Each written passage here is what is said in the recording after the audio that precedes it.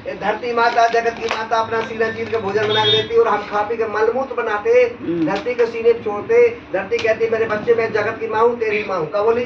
मैं जगत की माँ हूँ, तेरी माँ हूँ। बेटा तेरा गुरु तेरा बाप है। बाप क्या बोली? तेरा गुरु तेरा बाप। धरती कहती तेरा गुरु तेरा बाप है, जगत गुरु विधाता है। तू अपने पिता और विधाता के अलावा किसी और को गुरुदेव कहेगा तो धरती क्या लगेगा?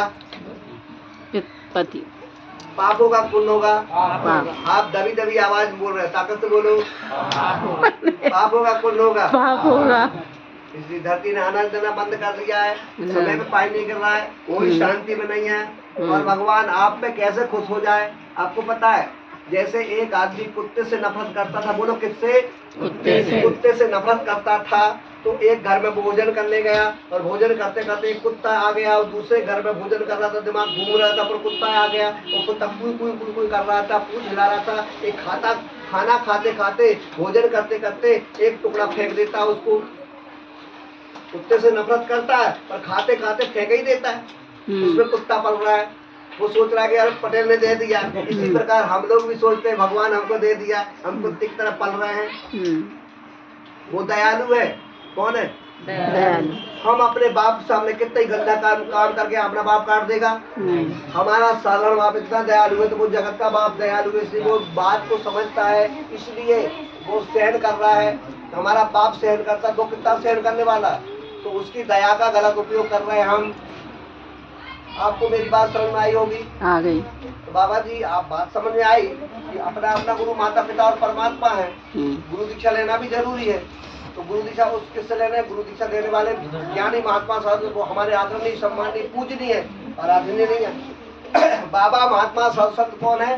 पूजनीय है, आराधनीय नहीं है। और आराधना गुरु की होती है, भगवान की होती है। इसका मतलब गुरु आदमी नहीं होता, सिर्फ माँ बाप के रूप में हो सकता है जो माँ बाप हम पैर पड़ते। समझ में आई बात? बताओ गुरु दीक्षा गुरु पूर्णिमा में किसकी पूजा होनी चाहिए? किसकी पूजा होनी चाहिए? माता पिता और परमात्मा। अपने माँ बाप को पटा पे बिठा के, कुर्सी बिठा के पटा पे पैर रख के उनके पैर धो। और हम क्या कर रहे हैं? माँ बाप रो रहे हैं और हम जा रहे हैं उधर धोने के लिए। गुरुजी गुरुजी गुरुजी, गड़बड़ हो चुका है सब। समझ में आ रही बात? परमात्मा का पूजन करना चाहिए, माँ बाप को धन्यवाद देना चाहिए कि आपकी कृपा से मेरा जन्म हुआ है और मैं अंधकार से प्रकाश की ओर जा रहा हूँ, वो परमात्मा मेरा जीवन सफल बनाएगा। बात स्पष्ट है। बाबा जी आपने बता दिया, पर राम जी के गुरु क्यों थे? ये सवाल खड़ा हो गया। 2 मिनट में सत्संग खत्म कर रहा हूँ। बोलो राम जी गुरु आपने सुना होगा, बोलो कौन थे जी? बोलो कौन थे? वशिष्ठ विश्वामित्र कौन थे? वशिष्ठ कौन थे? वशिष्ठ। सुना है कि पढ़ा है कि समझा है कि कौन सा बताया? सुना है। राम जी गुरु कौन थे? वशिष्ठ। कहाँ सुना है? रामायण में। नहीं सुनो सुनो सुनो, कहाँ सुना था? रामायण में। रामायण किसने लिखी है? वाल्मीकि। तुलसीदास जी और वाल्मीकि जी ने। वाल्मीकि जी को ज्ञान किसने दिया था? पहला एक बहेलिया ने। और तुलसीदास जी को ज्ञान किसने दिया सबसे पहले? उनकी खुद की पत्नी ने। क्या तुलसीदास जी ने अपनी पत्नी को गुरु माना?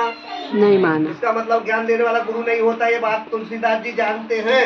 रामायण लिखने वाला ये जानता है कि ज्ञान देने वाला गुरु नहीं होता है। तो राम जी को जिसने ज्ञान दिया वो गुरु हो जाएगा क्या? तो रामायण में क्या लिख दिया है? ऐसा बहुत सारी चौपाई लिखी, उसमें एक मेन चौपाई, मुख्य चौपाई सुनिए कि प्रातः काल उठ के रघुनाथ माता पिता गुरु ना वही माता। प्रातः काल रामचंद्र जी उठते थे, अर्थ लगा दिया लोगों ने, विद्वानों ने लिखवा दिया, छपवा दिया कि प्रातः काल रामचंद्र जी उठते थे, माता पिता और गुरु वशिष्ठ के पैर पड़ते थे। अरे मेरे भाई इस अर्थ को बदलिए और सही अर्थ लाइए। प्रातः काल उठ के रघुनाथ मात पिता गुरु ना वही माता। प्रातः काल उठ के रघुनाथ मात पिता गुरु ना वही माता। चौपाई में कहीं वशिष्ठ का नाम है? नहीं है। उनसे बोलो नहीं है। तो वशिष्ठ है ही नहीं है, सीधी बात आई कहानी। अभी ये अंगुली कितनी है? 3। माता पिता गुरु कितने हुए? 3 का 2। पढ़े लिखे हो ना, बोलो। माता पिता गुरु कितने हुए? 2। 3 नहीं हुए, 2 हुए। कैसे? ये अंगुली कितनी है? बोलो 4। देख के बताओ, पढ़े लिखे हो। बाप बेटा ससुर दामाद कितने हुए? 4 हुए। कितने हुए? 4। जैसे सुनो, बाप बेटा ससुर दामाद कितने हुए? 4 नहीं हुए, 3 हुए। एक बेटा 2 समधी। अच्छा बाप का ससुर, बाप का बेटे का ससुर और बेटे का बाप, तीन ही हुए ना। बाप बेटा ससुर दामाद तीन ही हुए ना। बाप दामाद और बेटा एक ही है, दो नहीं है। कहने में चार हो रहे थे, वास्तव में तीन है। हाँ हाँ माता पिता गुरु कौन है? दो ही है ना। माँ बाप ही तो गुरु है ना। हाँ। इतने घंटे का गुरु है। तो रामायण में लिखा है, प्रातः काल उठ के रघुनाथा, माता पिता गुरु ना वही माता। रामचंद्र जी मनुष्य लीला कर रहे थे। मनुष्य का गुरु कौन होता है? माता पिता और परमात्मा। तो रामायण जी में क्या लिख दिया? प्रातः काल उठ के रघुनाथा, माता पिता गुरु ना वही माता। रामचंद्र जी सुबह सुबह उठ के किसके पैर पड़ रहे थे?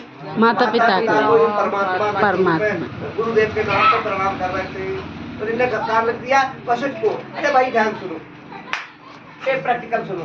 राम जी संसार में कहाँ आए थे? बोलो अयोध्या में। कुछ बोलो अयोध्या में। अयोध्या में प्रकट हुए थे। किसके यहाँ पर? दशरथ के। दशरथ जी कौन थे? चक्रवर्ती राजा। राजा का महल कितना बड़ा होगा? बहुत बड़ा। अयोध्या इतनी बड़ी है आज, तो पहले कितनी रही होगी? राम जी का महल कितना बड़ा होगा? 1-8 किलोमीटर का होगा। 100 का तो होगा ना, है ना? तो एक बात बताइए, वशिष्ठ कहाँ रहता था? तो घर के पास में, कहीं घर के बाजू में भी रहते, 1 किलोमीटर दूर हो जाएगा ना राजा का महल के पीछे है। और विश्वामित्र तो जंगल में रहते थे। तो राम जी सुबह सुबह उठ के कपड़ा पहन के क्या वशिष्ठ का पैर पड़ने जाएंगे? नहीं, दिमाग का ही नहीं लगा विद्वान। सही बात। तो लिखा है, प्रातः काल उठ के रघुनाथा, माता पिता गुरु ना वही माता। यह रामचरितमानस, यानी मनुष्यों को राम जी से सीखना चाहिए। सुबह उठ के किसके पैर पड़ने चाहिए? माता पिता के। माता पिता को। हम क्या कर रहे हैं? नमस्ते किसी और के धो धो के लाल कर रहे हैं पैर। हो गई ना। उन्हें ध्यान सुनो, बाबा जी राम जी के गुरु वशिष्ठ नहीं है, विश्वामित्र नहीं है। कौन? राम जी ने खुद ने बताया कि भैया लोग विद्वान उल्टा सीधा अर्थ लगा देंगे और राम के गुरु वशिष्ठ बता देंगे और उल्टा सीधा ज्ञान बता पैर दबाए भैया राम से। राम देखो, टीवी में देखो, सीरियल में देखो, सब जगह राम का गुरु वशिष्ठ बता देंगे। इसलिए भगवान राम ने खुद ने बताया कि भाई मेरा गुरु कौन है। राम जी ने कब बताया? करके दिखाया। भगवान तो करके दिखाते। कब? लंका लड़ाई करी कि नहीं? बोलो। श्री रामचंद्र भगवान ने लंका की लड़ाई करी कि नहीं? करी। हाँ बोलो ना बोलो। हाँ। लंका चढ़ाई करी कि नहीं? करी। लंका चढ़ाई करने के पहले भगवान श्री राम ने समुद्र के किनारे गुरुदेव की वंदना करी। उस स्थान का नाम क्या है? रामेश्वरम। राम जी का गुरु कौन है? शिव जी। रामायण के पहले पन्ने में पहला श्लोक भवानी लिखा हुआ, तुलसीदास जी ने भवानी शंकर रूपण वंदे वो तम गुरु शंकर रूपण। भगवान शंकर के अलावा कोई गुरु नहीं होता है। यही समर्थ सिद्धि हो। गणनायक गरिवदन भगवान गणेश की वंदना की गई है, श्री शंकर जी की वंदना की गई, गुरुदेव की वंदना की गई। गुरु के चरणों के नख की धूली भी नहीं है। हम ऐसा बताया गुरु नख से नहीं समझ पाएगा। आ गई। मेरा निवेदन है, इस सब बातें भगवान शिव के लिए लिखी है, सब बातें ईश्वर के लिए लिखी है। लोगों ने अपने मन से बना रखी है और अपने मन को गुरुदेव बना रखा है। आप लोगों से निवेदन है, आप मेरी बात समझ गए होंगे? ठीक है, समझ गए होंगे तो बताओ बाबा जी श्री राम जी के तो बता दिए, कृष्ण का बता दो। श्री कृष्ण भगवान को मानते हो तो बता दे। मानते हैं। हाँ या ना बोलो। कृष्ण भगवान को नहीं मानते? मानते। ताकत से बोलो। मानते। देखो देखो, मैं अपने पिताजी को बहुत मानता हूँ, पिताजी की बात नहीं मानता। तो पिताजी को मानना हुआ? नहीं हुआ। मैं पिताजी को मानता हूँ तो पिताजी की बात भी मानना चाहिए ना। हाँ। इसी प्रकार अगर आप कृष्ण भगवान को मानते हैं तो कृष्ण भगवान की बात मानना चाहिए कि नहीं? आप मानेंगे। कौन कौन मानेगा श्री कृष्ण भगवान की बात? हाथ ऊंचा करके लिखा है। सब मानेंगे। धन्यवाद। श्री कृष्ण भगवान की बात का नाम है गीता जी, है ना? श्री भगवान ने बोला गीता जी में जो लिखा है उसे मानना चाहिए कि नहीं? मानना चाहिए। आप मानेंगे? कभी मानोगे? मानोगे भैया? सही बताओ भाई बहन, मानोगी? गीता जी में लिखा है वो मानोगी? हाँ या ना बोलो। हाँ। गीता जी की बात सुनो। श्री गीता जी की आवाज सुनना है आपको जल्दी से। देखो यहाँ लिखा है श्री गीता जी। क्या लिखा है मैंने? गीता जी। गीता जी में लिखा अर्जुन का नाम। बोलो अर्जुन। अर्जुन। लगा बोलना अर्जुन।